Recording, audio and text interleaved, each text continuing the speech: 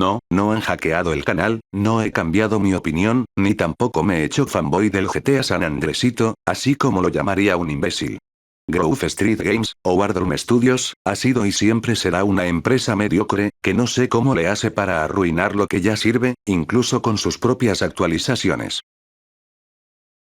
Su único trabajo es hacer un port, y terminas encontrando más de 10 características removidas en menos de 5 minutos. Miren que todo esto lo estoy diciendo sin ni siquiera hacer referencia a la versión definitiva, que lo que esté mostrando siga aplicando solo demuestra en la basura en la que se ha convertido este juego, y en las pésimas manos en las que cayó. Cualquiera que tenga más de 2 neuronas rechazaría de inmediato estas versiones, pero incluso por cada 10 errores y características removidas que encuentres hay cosas que a la comunidad sí le agrada, tanto que hasta lo replica en forma de mods para PC, e incluso hay características que quisiéramos tener pero no son posibles de portear en forma de mods, lo cual lo hace exclusivo en sus versiones. Así que en este video veremos las cosas buenas que esta inútil empresa ha logrado implementar, cosas con las que estaremos de acuerdo que hacía falta en un GTA San Andreas oficial, y que de algún modo mejora la experiencia. Sean bienvenidos al canal de Kaizo, un loquendero que se esfuerza en que cada video sea un aporte a la comunidad, con investigaciones y con contenido jamás visto en internet, y solo eso, nunca he creado mods para consola. Y sin más introducción, comencemos. Puntos de control. Empezaremos con algo evidente, y son los puntos de control entre las misiones, presente desde la versión de teléfonos, posiblemente para no frustrar al jugador debido a que quizá puede ser más complejo jugar con controles táctiles. GTA San Andreas no es para nada un juego difícil, al menos no con la jugabilidad implementada por Grove Street Games, pero esto ayuda a los jugadores nuevos, a los veteranos que no quieren repetir lo mismo una y otra vez, todo esto sin ninguna penalización. Suele tener errores la mayor parte del tiempo que usamos un punto de control, y los trucos que tienes activados se desactivan, pero supongo que esos errores podremos considerarlos nuestra penalización por usar puntos de control. Un uso excelente de los puntos de control aplica únicamente para la asquerosa versión de PS3, al jugar el modo 2 jugadores con una de nuestras novias. Si reintentamos desde el punto de control que se generó todavía seguiremos con su personaje. En las versiones de Rockstar cuando finalice la misión de recorrer libremente la ciudad con la novia, tendrás que esperar a que nuevamente ella esté disponible para jugar como su personaje. Modo ventana. Aunque suene increíble, estos inútiles fueron los primeros en implementar de manera oficial el modo ventana en GTA San Andreas. Una característica que todo este tiempo Rockstar jamás añadió, cuando ya es obligatorio que cada juego para PC lo tenga. Se adapta muy bien cuando está completamente vertical u horizontal, qué buen potencial desperdiciado para que exista un modo 2 jugadores con pantalla dividida.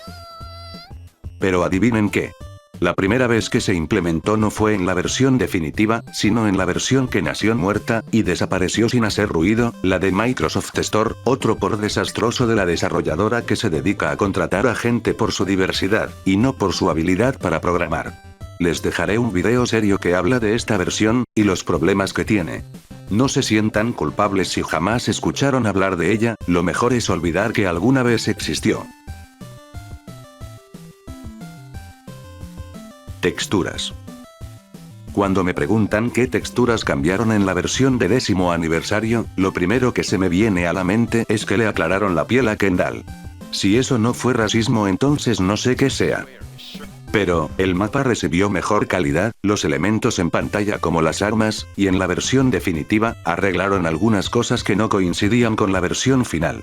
Es de las pocas cosas que un humano hizo, ya que el resto fue hecho por una inteligencia artificial, o es puro material reciclado de GTA V. Esto dio paso a un mod llamado Proper Radar, que prácticamente corrige absolutamente todo lo que está mal en el mapa, haciendo que coincida todo lo que vemos con el mapa real. Y lo mejor es que es multiplataforma, qué bonito es ver la versión de Xbox con un mapa completamente fiel. Arreglos del modo 2 jugadores. La versión para PS3 tuvo exclusividades extrañas, fue la única donde arruinaron por completo el modo de puntería libre haciendo que en automático apunte a peatones, gran trabajo Grove Street Games, la única versión donde el círculo para un baile privado es más grande, es que de verdad este cambio solo lo hicieron para mí, ya que soy el único imbécil que se fija en estos detalles, y finalmente, incluyeron el modo 2 jugadores, que de una vez menciono que es un asco y encima incompleto, si lo iban a entregar así mejor ni hubieran hecho el intento de hacerlo, pero trajeron a la vez arreglos que jamás se verán reflejados en PC, lo más cercano que he logrado hacer es que los jugadores puedan compartir miembros reclutados, mientras que la desarrolladora con perros de oficina logró hacer que el jugador 2 tenga miembros reclutados por su cuenta. Pásate a ver mi video de diferencias del modo 2 jugadores porque si no me extenderé demasiado hablando de este tema. Sistema de trofeos o logros. Aunque ya tenemos mods que simulan este sistema, los pioneros en implementarlo fue la empresa que me bloqueó en Twitter por decirles sus verdades. Hace más de 10 años que este sistema existe y cuando llegó a la versión definitiva mucha gente pensó que era algo innovador por tener contenido nuevo o cosas así, cuando la realidad es que solo es contenido reciclado de la versión de 10º aniversario. Aún así, estos trofeos suelen ser entretenidos de ver, y podrían significar o no más retos para el 110% del juego. Si no están familiarizados con el concepto, en resumen se refiere a completar y hacer todo lo que está en el juego que no es requerido para el 100% real. Por cierto, mientras grababa nuevos fragmentos de la versión de Nintendo Switch, noté que el camino del GPS es de color gris con una animación, y recuerdo bien que simplemente era una línea amarilla en el lanzamiento. ¿Esto se añadió en la última actualización donde no dijeron nada, o es cosa de Nintendo? En fin, creo que ya no tengo nada más que aportar. Y hasta aquí hemos llegado al final del video.